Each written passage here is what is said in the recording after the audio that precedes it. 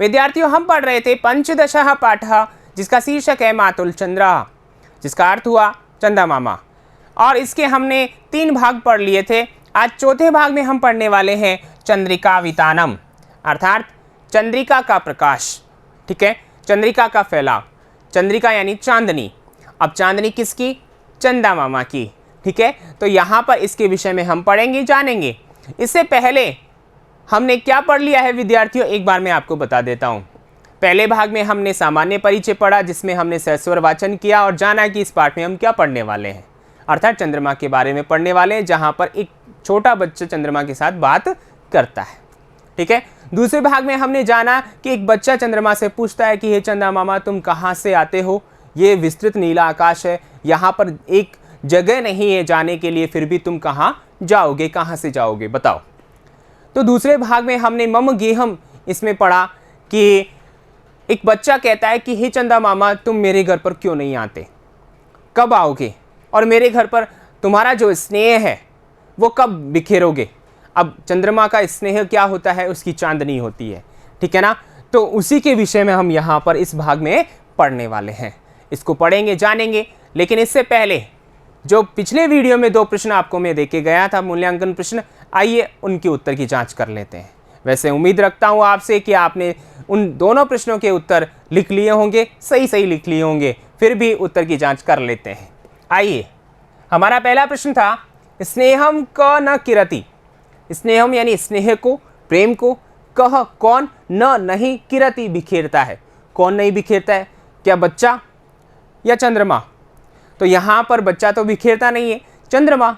तो यहाँ क्या है उत्तर? स्नेहम चंद्रः न किरति, ये हमारा उत्तर हो जाएगा। ठीक है, एक पद में अगर उत्तर दे तो क्या हो जाएगा? चंद्रः, सिर्फ इतना ही होगा, जो कि आपने दिया भी होगा किन्हीं बच्चों ने। ठीक है ना, लेकिन मैं आपको बता दूं, क्योंकि यहाँ निर्देशित नहीं है कि एक पद में दो या पूरे वाक्य में, तो ऐसी स्थिति में आप हमेशा पूरे वाक्य में उत्तर देने की कोशिश करें। और मैंने आपको बता ही दिया है कि जो हमारा प्रश्नवाचक पद है उसके स्थान पर उत्तर लिखें, और बाकी वैसा का वैसा जो प्रश्न में पद दे रखे हैं उनको लिखें, और अंत में प्रश्नवाचक पद के स्थान पर पूर्ण विराम लिखें। ठीक है, आइए दूसरा प्रश्न देखते हैं। मातुल इति पदम कस्मै प्रयुक्तम। मातुल यानी कि मामा, यह जो पद है कस्मै किसके लिए, कस्मै यानी किसके लिए, प्रयुक्तम यानी प्रयोग किया गया है, किसके लिए प्रयोग किया गया है। ठीक है, अब यहाँ पर देखिए कस्मै किसके लिए, चतुर्थी का एक वचन है। ठीक है, अब यहाँ चतुर्थी का एक वचन है, तो आपको पता है कि मामा किसे कहा है? चंद्रमा को कहा है। तो चंद्र जो शब्द है, कौन सा शब्द विद्यार्थियों? चंद्र जो शब्द है राम के समान चलता है, और चतुर्थी एक वचन में बनेगा चंद्राय। ठीक है, तो हमारा उत्तर क्या हो गया? मातुल इति पदम चंद्राय प्रयुक्तम। मामा, यह पद चंद्रमा के लिए प्रयोग किया गया है। ठीक है, उम्मीद करता हूं कि आपने भी ऐसा ही लिखा होगा। ठीक है, आगे चलते हैं अपने पाठ की ओर। चंद्रिका वितानम, यहां पर देखिए तीसरा गीतांश है। आइए इसका वाचन करते हैं और आगे बढ़ते हैं। धवलम तव चंद्रिका वितानम तारक खचितम सित परिधानम मह्यम दास्यसि मातुल चंद्र कोता आगच्छसि मातुल चंद्र। ठीक है, आइए इसके कठिन शब्दार्थ देखते हैं। धवलम सफेद, तव तुम्हारा, तुम्हारी। ठीक है, अब यहां पर देखिए तव जो है वो हमारा जो पद बना है वो युष्मद शब्द का, कौन सा शब्द है विद्यार्थियों? युष्मद शब्द है, और विभक्ति अपने पास में है षष्ठी। ठीक है, और उसका एक वचन है। ठीक है, युष्मद शब्द है, षष्ठी का एक वचन है तव, अर्थात तुम्हारा या तुम्हारी। ठीक है, चंद्रिका वितानम, चंद्रिका वितानम का मतलब फैली हुई चांदनी। तारक खचितम, तारों से शोभित, सुशोभित। ठीक है, सित परिधानम, सफेद वस्त्र। सित का मतलब सफेद, परिधानम यानी वस्त्रम, यानी वस्त्र। मह्यम मुझे या मुझको। ठीक है, मुझे या मुझको। ठीक है, अब यहां पर देखिए ये जो पद है यहां पर कौन सी विभक्ति है? यहां चतुर्थी विभक्ति है। ठीक है, कौन सी विभक्ति है? चतुर्थी विभक्ति है और एक वचन है। ठीक है ना, कौन सा वचन है? एक वचन है। और शब्द कौन सा है? शब्द यहाँ पर अस्मद शब्द है। ठीक है विद्यार्थियों, ये बात आप ध्यान रखिएगा। आगे देखिए, दास्यसी तुम दोगे। यहाँ पर ये दास्यसी जो है लृट लकार का है। किसका है? लृट लकार का है, मध्यम पुरुष का एक वचन, जिसका अर्थ हुआ तुम दोगे, दोगे। ठीक है, आइए पुनः लौटते हैं अपने गीतांश की ओर। हमारा गीतांश था, हमारा पद्यांश आपके सामने है। आइए इसका अर्थ देखते हैं। धवलम यानी कि सफेद, तव तुम्हारी, चंद्रिका वितानम यानी फैली हुई चांदनी। हे चंदा मामा, बच्चा कह रहा है चंदा मामा से कि हे चंदा मामा तुम्हारी जो चांदनी है, ठीक है, वो फैली हुई जो चांदनी है वो कैसी है? धवलम, सफेद है। ठीक है, फिर आगे देखिए, तारक खचितम, तारक यानी कि तारे, खचितम यानी कि सुशोभित, सजा हुआ, तारों से सजा हुआ या सुशोभित। सित यानी सफेद, परिधानम यानी वस्त्र, यानी कि हे चंदा मामा तुम्हारे जो वस्त्र हैं, ठीक है ना, वो कैसे हैं? सफेद हैं, पहली बात तो। और दूसरी बात, सफेद होने के साथ साथ क्या है? तारों से सजे हुए हैं, तारों से सुशोभित हैं तुम्हारे वस्त्र।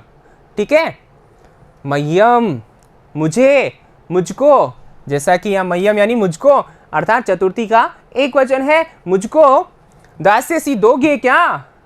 मातुल चंद्र, हे चंदा मामा मुझे दोगे क्या? क्या देने की बात कर रहा है? क्या लेने की बात कर रहा है बच्चा चंदा मामा से, चंद्रमा से? तो यहाँ पर देखिए क्या लेने की बात कर रहा है कि यहाँ पर जो चांदनी है चंद्रमा की, वो सफ़ेद चांदनी है। ठीक है ना, बिल्कुल उस चांदनी को, उस प्रकाश को। ठीक है, और दूसरी बात है जो उसके वस्त्र है वो भी सफ़ेद हैं और तारों से सुशोभित सफ़ेद वस्त्र है। ऐसे वस्त्रों को वो लेना चाहता है चंद्रमा से। कौन? बच्चा। ठीक है ना, ये इच्छा जाहिर करता है चंद्रमा से और क्या कहता है? हे चंदा मामा क्या तुम ये दोनों मुझे दोगे? अर्थात मुझे दे दो। ठीक है, क्योंकि मुझे ये अच्छे लगते हैं। आ गई बात समझ में? और अंत में कहता है फिर से, कुतः कहाँ से आगच्छसि आते हो मातुल चंद्र, हे चंदा मामा तुम कहाँ से आते हो? जैसा कि यहाँ पर देख रहे हैं आप, चंद्रमा है, इसकी चांदनी फैली हुई है, तारों से सजा हुआ नीला आकाश है। ठीक है ना, अर्थात अब यहाँ पर ये तारों से सजा हुआ जो नीला आकाश है, इसको वस्त्र बताया है। किसका वस्त्र बता दिया? चंद्रमा का। ठीक है, तो कितना प्यारा सा वर्णन यहाँ पर किया गया है। एक बच्चा अपने मन में होने वाली जिज्ञासा को चंदा मामा से कहता है। ठीक है, आइए आगे चलते हैं अन्वय की ओर।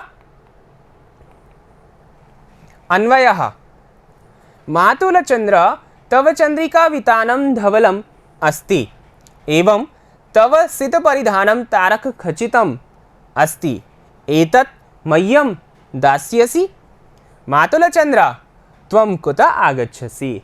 ठीक है, अब यहाँ पर इसका अर्थ देखिए, हे चंदा मामा तव तुम्हारी, चंद्रिका वितानम यानी कि फैली हुई चांदनी जो है वह धवलम अस्ति सफेद है, एवं इसी प्रकार तव तुम्हारी सित परिधानम सफेद वस्त्र जो है वह तारक खचितम तारों से सजा हुआ, तारों से सुशोभित अस्ति यानी है। एतत् यह मह्यम दास्यसि मुझे दोगे क्या? ठीक है, क्या मुझे दोगे? एतत् यानी यह क्या? ये दोनों बातें जो यहाँ पर बताई गई हैं। मातुल चंद्र हे चंदा मामा तुम कुतः कहाँ से आगच्छसि, कहाँ से आते हो बताओ ना।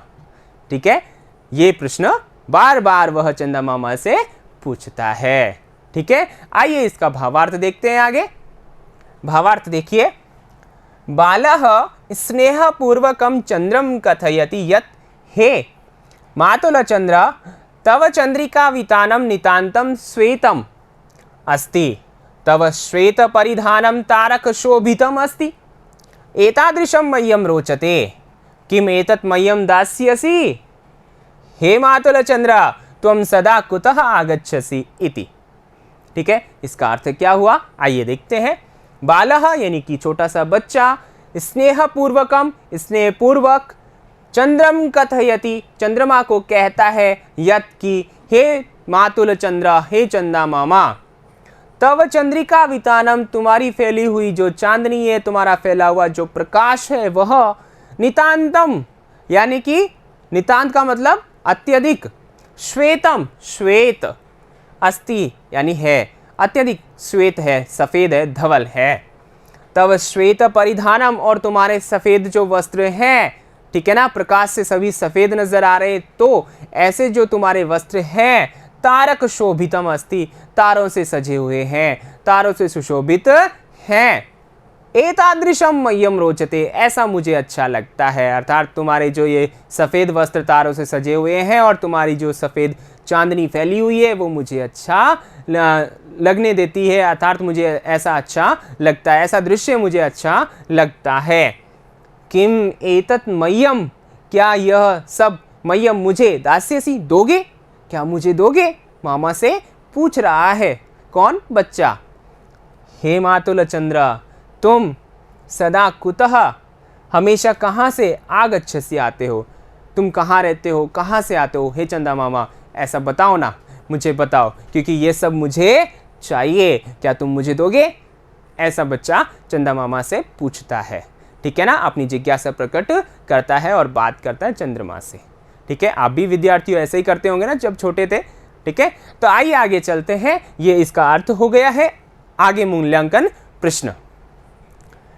मूल्यांकन प्रश्न देखिए, दो प्रश्न है आपके सामने। पहला, चंद्रस्य चंद्रिका वितानम कीदृशम अस्ति। ठीक है, दूसरा प्रश्न, मह्यम इत्यस्य विभक्ति वचने लिखत।